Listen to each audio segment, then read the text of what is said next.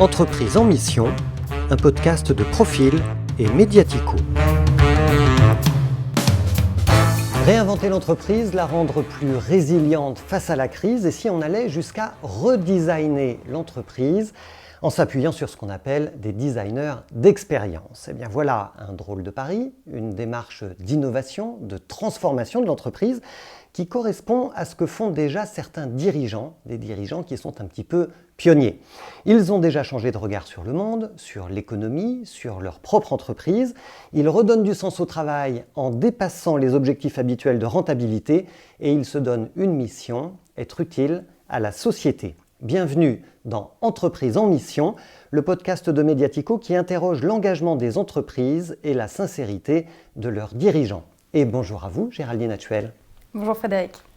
Alors vous êtes PDG d'une société de conseil du nom de Chorégraphie, spécialiste non pas de la danse mais du design d'expérience.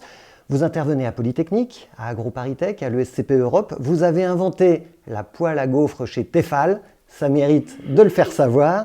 Et vous êtes aussi l'auteur d'un ouvrage intitulé « Le design d'expérience, scénarisé pour innover ». C'est un guide à l'usage des organisations pour mieux se transformer. Est-ce que vous êtes, Géraldine Hatchuel, une patronne en mission? Je pense que oui. Ça fait maintenant 4 ans que Chorégraphie est née. Et j'ai travaillé sur le design d'expérience depuis 2013, depuis le premier cours que j'ai créé à l'ANSSI qui s'intitulait Chorégraphic Storyboarding, avec, je pense, cette intuition forte que le corps, les émotions et le faire vivre étaient tout aussi importants que le dire.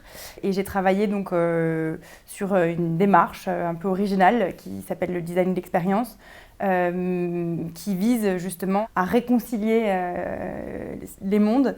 Et en ce moment, je suis très férue de Descola et de son partage entre nature et culture. Et je milite profondément pour, on va dire, diminuer le partage entre pensée et exécution, corps et esprit, être et agir. Alors pour bien comprendre, il faut peut-être quand même que vous nous définissiez ce que vous appelez le design d'expérience. On parle aussi du design thinking. Ça n'a rien à voir avec le dessin. Ça n'a rien à voir avec la façon de dessiner un meuble. Et en France, on est très imprégné de cette terminologie-là. Ah bah oui, c'est sûr que si on pense que le design, ce n'est qu'un dessin IN, on se trompe. C'est bien sûr, évidemment, un dessin EIN également. Donc, j'ai envie de citer Brigitte Borja, qui dit que c'est à la fois une esthétique et une éthique que le design, et notamment le design d'expérience, puisqu'on ne s'intéresse pas uniquement au design du concret, aux objets, aux services, mais bien sûr du coup à la chorégraphie des corps, aux enjeux de relations, d'interaction, d'organisation entre les gens qui vivent un même scénario. Et j'entendais ce midi même Jean-Didier Urbain, spécialiste du coup du tourisme, et notamment qui disait que le touriste responsable aujourd'hui est bien sûr quelqu'un d'impliqué et d'engagé, qui va lui-même scénariser son expérience. Donc j'étais très heureuse de voir que ces mots commencent à infuser la société et à prendre. Ça vous vient d'où cet engagement, Géraldine Hatchuel? C'est quoi les racines de votre engagement? Je pense que par mon parcours, j'ai voyagé dans beaucoup de mondes distincts, dans beaucoup de milieux, cultures distinctes, et notamment parce que j'ai toujours eu ce canal de communication qui est la danse. Donc même si Chorégraphie n'est pas une société de danse, moi-même, je pense que c'est le fil rouge de ma vie. J'ai 33 ans de danse derrière moi. C'est un canal qui m'a permis de dialoguer avec des Chinois en Chine, avec des Brésiliens au Brésil, et dans tout milieu et dans tous les cercles. Et je pense que cet enjeu de réconciliation, de traduction, de transmission est dans le fond de mes convictions et de ma pensée. Alors quand on s'intéresse à ce que vous faites chez Chorégraphie, on va sur votre site internet, Chorégraphie avec un Y, oui. Et on observe que vous définissez Chorégraphie comme la première société à objet social étendu. Vous ne parlez pas d'entreprise à mission. C'est la même chose? C'est pas la même chose? Nous sommes la première société créée en tant que SOS. société à objet social étendu, puisque auparavant, il y a eu des entreprises préexistantes qui ont ajouté à leur objet social un objet social étendu. Alors concrètement, cette mission, elle se traduit de quelle façon ? Donc on a travaillé sur différentes parties prenantes, donc différentes entités envers qui on construirait cette mission. Et donc on l'a écrite envers notre équipe, envers le territoire qui est ici Paris-Montmartre, envers nos actionnaires, mais aussi envers le design. Quelle mission on a par rapport au design, quelle mission on a par rapport à la société. Et donc c'est exactement le travail qui est en train d'être formulé. Si vous ne pouvez pas encore nous parler de la mission qui est en cours de rédaction au sein de Chorégraphie, est-ce que vous pouvez au moins nous dire quel est l'objet social de la société à objet social étendu de l'entreprise Chorégraphie ? On a posé un objet social envers nos collaborateurs, donc veiller au bien-être et développement de tous les collaborateurs, personnels, parties prenantes de la société, dans un but de développement mutuel, de recherche et d'apprentissage, de respect et de transmission. Donc il y a vraiment pour nous un vrai enjeu de coopération, même si on est dans le cadre du coup d'une entreprise. Et envers les clients, c'est de construire une vision qui est partagée et qui est fondée sur ce qu'on appelle les expérienceurs, donc ceux qui vont vivre l'expérience, et de transformer les outils de la stratégie d'entreprise avec notamment un outil qu'on appelle la double empathie envers les parties prenantes pour proposer une vision durable, incarnée et illustrée.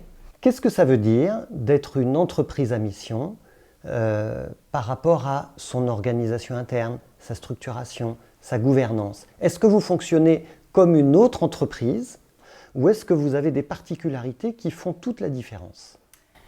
Je dirais que la réponse n'est pas du tout la même en fonction de quelle est l'entreprise à mission laquelle on parle.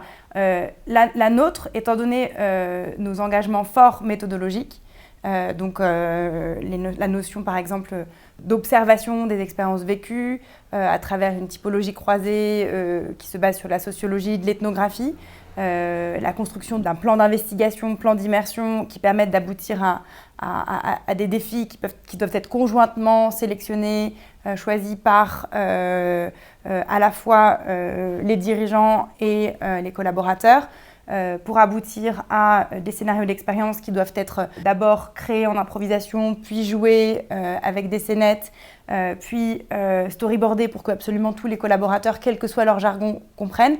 Ça demande une mise en œuvre du coup, méthodologique et pratique qui a des résultats excellents. C'est-à-dire que tous ceux qui l'ont vécu comprennent a posteriori bien souvent les raisons pour lesquelles on a fait tout ça, en termes de transformation, d'engagement, de mobilisation et de création du sens partagé. En tout cas, ça demande quand même une mise en œuvre qui est conséquente et qui nécessairement nous coupe de projets qui voudraient être faits plus superficiellement ou plus, entre guillemets, à l'emporte-pièce. Je ne les critique pas, c'est juste que pour gagner la pertinence, le sens partagé et l'engagement, ça prend du temps, ça nécessite des outils et donc nous n'allons pas, donc c'est en cela qu'on est militants, nous n'allons pas vers des projets qui ne prendraient pas le temps décélérer pour accélérer. Comment vous vous êtes positionné pendant la crise du confinement, du coronavirus, en tant qu'entreprise à mission ? Est-ce que ça veut dire que vous réagissez différemment d'autres structures ? Écoutez, je pense qu'on peut affirmer que oui, parce que cette crise a été vraiment pour nous un révélateur. Avec l'aide de notre comité de mission, qu'on a particulièrement rassemblés en ces moments difficiles. On a clairement eu le besoin de faire vibrer notre mission comme une colonne vertébrale et d'engager notre équipe sur des projets d'utilité sociale et sociétale. Assez tôt, en fait, ce dont on s'est rendu compte, c'est que quasiment tous nos concurrents se positionnaient sur des solutions de type masque, respirateur, sur des solutions très importantes, mais qu'on a considérées comme des solutions pansement. Et on s'est très vite rendu compte que si on ne se lançait pas dans la bagarre du coup, de l'ethnographie de crise, de comprendre véritablement quelles sont ces nouvelles relations, cette nouvelle organisation, cette nouvelle chorégraphie qui se met en œuvre en temps de pandémie, en temps de Covid. On allait être les seuls, donc en fait on s'est lancé très tôt. Par ailleurs, il se trouve que j'ai participé à une étude pour le Lab ARS Île-de-France qui s'intitule « 400 startups face à la crise sanitaire » et qui étudie la France, l'Italie, la Chine et la Corée du Sud. Et vous pouvez en fait, assez facilement voir dans la typologie qui a été mise en place que seulement entre 0 et 7% des startups ont créé une offre par rapport à la crise. La plupart ont adapté ou démocratisé ou communiqué sur leur offre existante. Et donc ça montre bien à quel point l'hôpital en temps de pandémie, c'est un tout nouveau scénario, c'est un tout nouveau film qu'il faut comprendre, qu'il faut analyser et pour lequel il faut donner des réponses. Et donc c'est ce sur quoi on a travaillé pendant la crise. On a appelé ce projet « Prenons soin des soignants » qui aboutit à plus de 100 concepts, notamment expérientiels. Et ça a été un vrai challenge pour l'équipe puisque on a fait un appel à 12 designers qu'il a fallu donc former et intégrer pour répondre à cette très très grande liste de moments irritants et de moments motivants qu'on a collectés auprès des soignants. Plus de 35 heures d'entretien, d'interviews ethnographiques avec ces soignants. Qu'est-ce que vous appelez les concepts expérientiels ? Écoutez, ce sont des concepts en fait qui ne sont pas des solutions technologiques. On a cette rengaine non au solutionnisme technologique, mais qui viennent répondre à des situations, à des problématiques, à des enjeux par exemple humains. Je vais vous en donner deux. Un exemple principalement en hôpital, mais en fait également en EHPAD, qui est la difficulté, l'affreuse difficulté qu'ont eu les soignants de devoir fermer les housses mortuaires pendant la crise sans pouvoir faire venir les familles. Et ça a été un drame à la fois pour les familles, mais aussi pour les soignants qui ne sont pas du tout formés ni habitués à porter cette charge émotionnelle. Et donc un des grands concepts de ce projet s'appelle les au revoir et propose un dispositif de type vitré, etc., dans lequel, même en situation de pandémie, on conserve ce moment rituel extrêmement important et on continue de dire au revoir à ces défunts. Puis peut-être un deuxième un peu plus joyeux, qu'on a appelé les covidialités. Et ce sont une grande variété de jeux, de dispositifs, de convivialité entre résidents d'EHPAD avec lesquels ils